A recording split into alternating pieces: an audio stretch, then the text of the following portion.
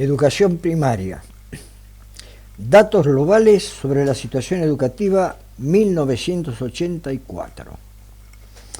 Según el Censo Nacional de Población y Vivienda 1980, en la provincia de Chubut, 1 de cada 18 habitantes es analfabeto y 1 de cada 5 no llegó a completar el ciclo primario. En su conjunto, entre analfabetos y quienes no completaron el ciclo constituyeron el 23,8% del total de la población provincial. Los valores relativos correspondientes al número de analfabetos abarcaron el 5,7% de los habitantes del Chubut, siendo estos valores, según los indicadores de la UNESCO, de carácter alarmante. Y los que no completaron el ciclo primario, el 18,2%. De estos últimos, muchos de ellos constituyen, en los hechos, analfabetos funcionales. Los datos de la última cohorte 1977-1983 señalan que de cada 100 alumnos que se matricularon en primer grado, solo llegaron 47 en el tiempo correspondiente, o bien, solo casi 1 de cada 2 alumnos que ingresaron en primer grado completó el ciclo escolar en 7 años. El momento en el que mayor número de alumnos abandonó la cohorte se ubicó entre el primer y segundo grado, registrándose en ese punto el 54% del desgranamiento total. Esto que acabo de leer es información oficial de la provincia de Chubut de 1984. Y está registrado en un trabajo que se hizo por aquellos años, el año 87, y que tenía como destino una publicación nacional donde había trabajos de distintas provincias que, por razones que no vienen al caso, se frustró, nunca vio la luz editorial. Años después, el trabajo particular que acabo de leer fue publicado en un libro bajo el título Apuntes para una pedagogía social humanista. Libro de distribución gratuita que dice, por acá abajo, la educación no es una mercancía, libro de distribución gratuita, prohibida su venta. En estos días el tema de el problema del analfabetismo en nuestro país es un tema que está sobre el tapete, al punto que el propio presidente de la Nación, Javier Milei, hizo una presentación de un programa para abordar este tema el jueves pasado en la provincia de San Juan, acompañado de algunos subministros. Programa Nacional de Alfabetización. Muy bien. Algo que a mí me sorprendió y que lo comenté en un video anterior y que yo esperaba que sucediera de otra manera, es que la divulgación de este tema del programa no incursionaba en alguna forma de caracterización del alumnado que dice que de cada 10 chicos, 3 no logran la alfabetización en la escuela primaria, que dijera algo más, a ver si había elementos comunes en este subgrupo, estos que no lograban los resultados esperados. Y yo no veía ninguna información al respecto. Entonces, como no encontraba información en los medios, en las publicaciones periodísticas, me fui a buscar las pruebas Aprender, que es de donde surge esta información básica, y con cierta satisfacción me encuentro que en las consideraciones de la presentación de los resultados de la prueba Aprender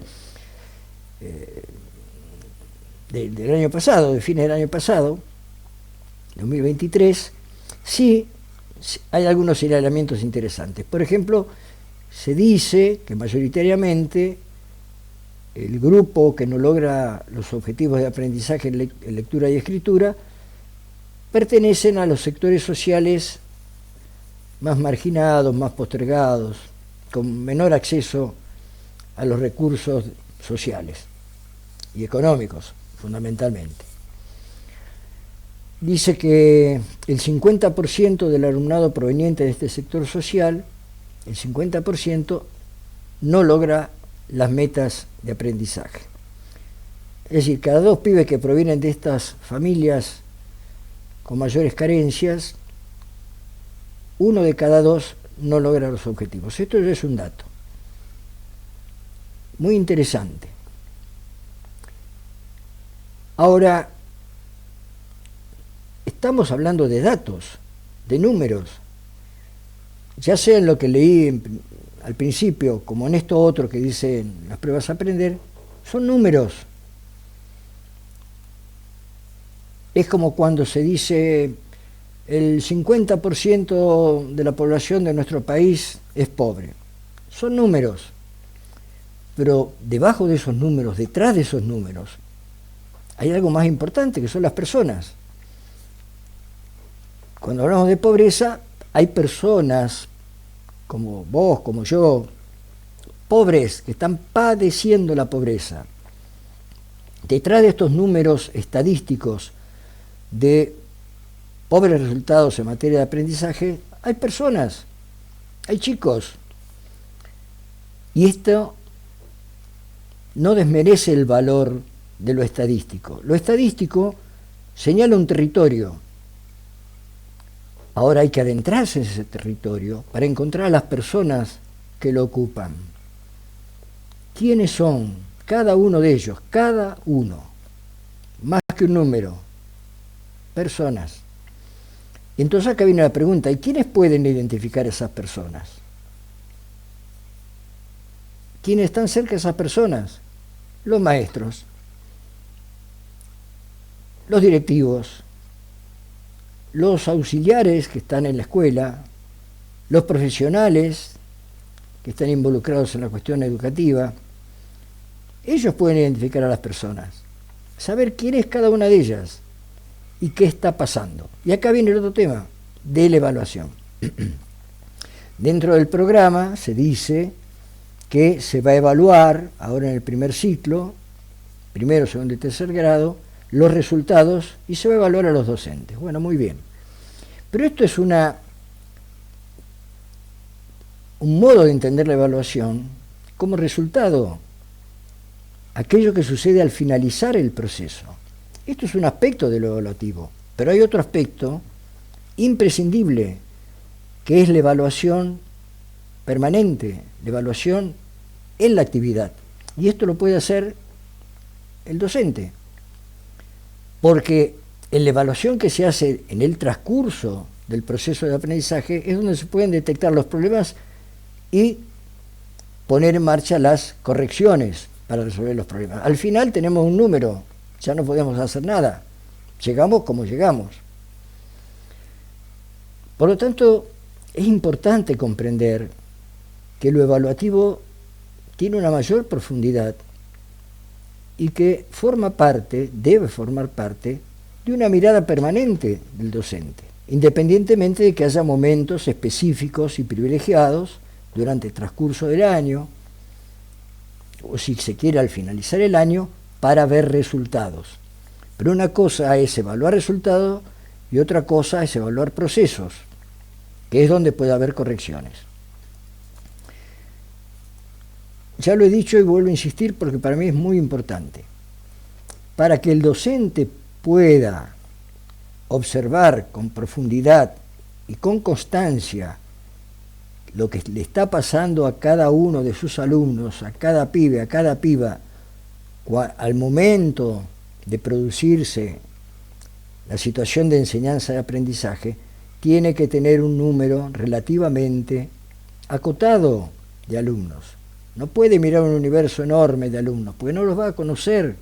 Los va a conocer, sí, va a pasar lista, no sé si ahora se pasa lista, conocerá el apellido, tal vez el nombre de algunos, pero difícilmente pueda conocerlos en profundidad, tiene que tener un número pequeño. Esto también es inversión. Además de invertir en libros, en especialistas, que después voy a hablar un poquito de eso, hay que invertir de modo tal que el grupo de alumnos que atiende un maestro sea un número adecuado, acotado, para conocer a cada uno.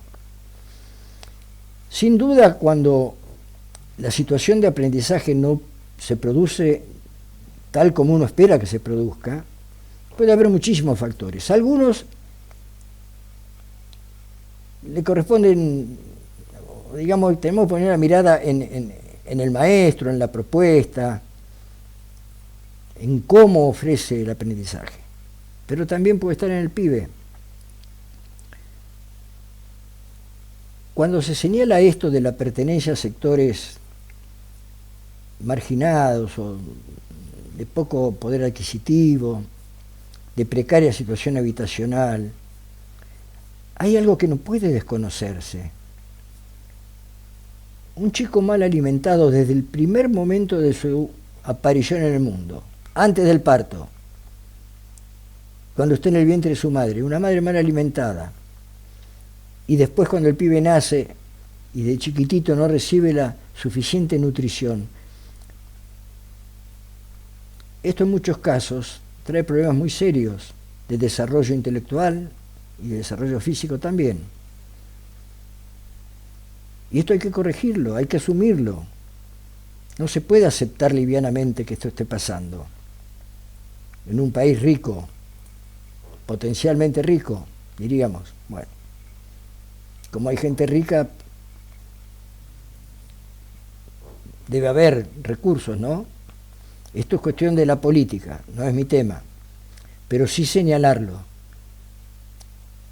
Un pibe que llega a su casa, viene de la escuela y viene con cosas para fijar, tarea para hacer, y se encuentra en una vivienda muy precaria, no porque los padres sean unos cretinos, sino porque es lo que le pueden ofrecer, por sus circunstancias y por sus oportunidades y posibilidades. Es una casa excesivamente precaria, donde no hay, ya no digo, no lujos, por supuesto, pero un mínimo confort, calefacción, iluminación, una mesa, un espacio donde pueda sentarse a hacer la tarea y fijar conocimientos que ha trabajado en la escuela. Esto también es perturbador. También hace a políticas de Estado, políticas de gobierno, digamos, mejor. Sabrán los gobernantes cuáles son, pero hay que señalarlo, porque esto es parte del problema.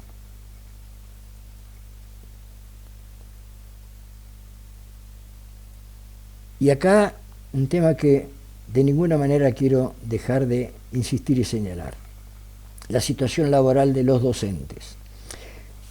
Hace unos días atrás, en un programa local de radio, el conductor entrevista a una legisladora que representa a nuestra provincia de Chubut en el orden nacional. Y por supuesto, sale el tema de el incremento, el aumento en la dieta de los legisladores.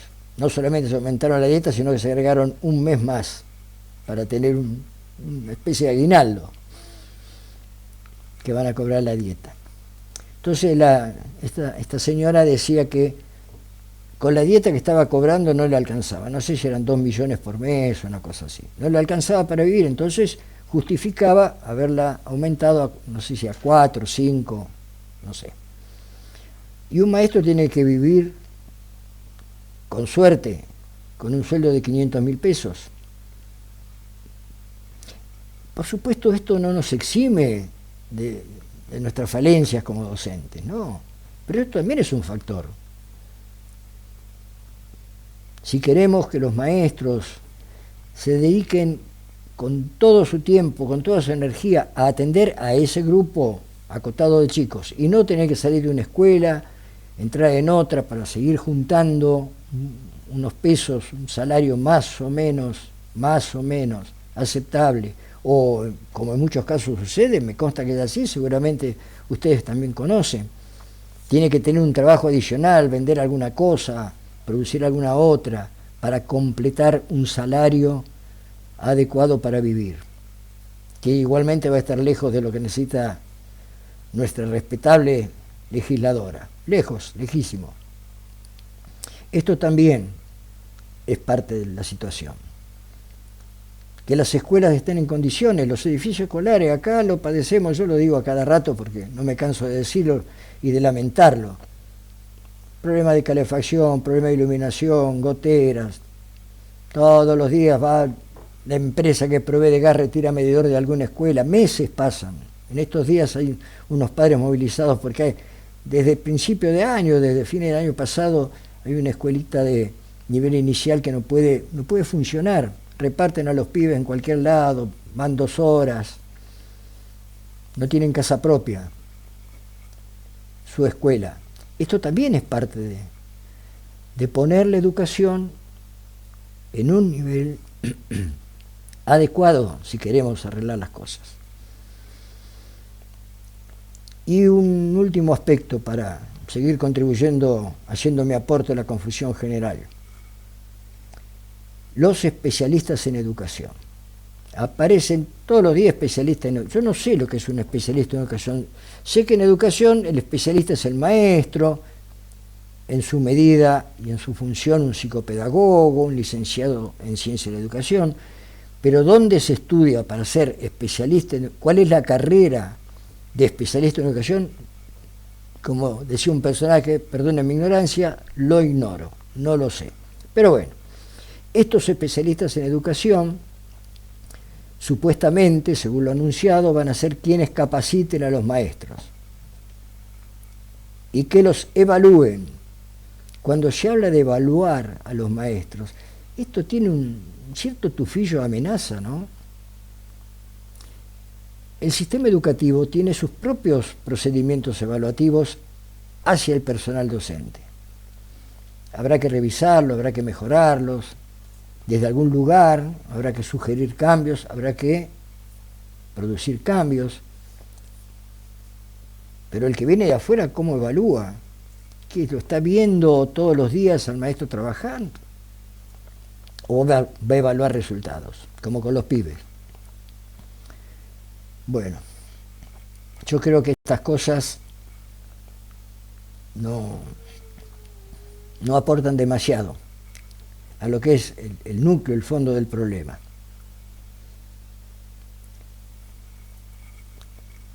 Y además, si realmente se quiere afrontar esta muy mala situación, y hay que invertir, no solamente en libros, no solamente en capacitadores, hay que invertir en muchas cosas más, en infraestructura, en salarios y en condiciones sociales para los destinatarios, que se garantice una buena alimentación, un contexto habitacional adecuado, digno, humanamente criterioso, respetuoso, como corresponde. Si no, poco vamos a progresar. Ya ven que yo mencioné resultados del año 84. Pasó mucho tiempo. Y los resultados siguen siendo malos, magros, indeseables. No sea cosa que se repitan los mismos procedimientos y se esperen diferentes resultados. Ya fue dicho, si uno hace lo mismo siempre, no puede tener resultados diferentes. Por lo tanto, es de esperar que haya una mirada más integral, más abarcativa y más profunda sobre todo esto. Muy bien, cumplí con mi aporte a la confusión general. Les dejo un abrazo. Chao.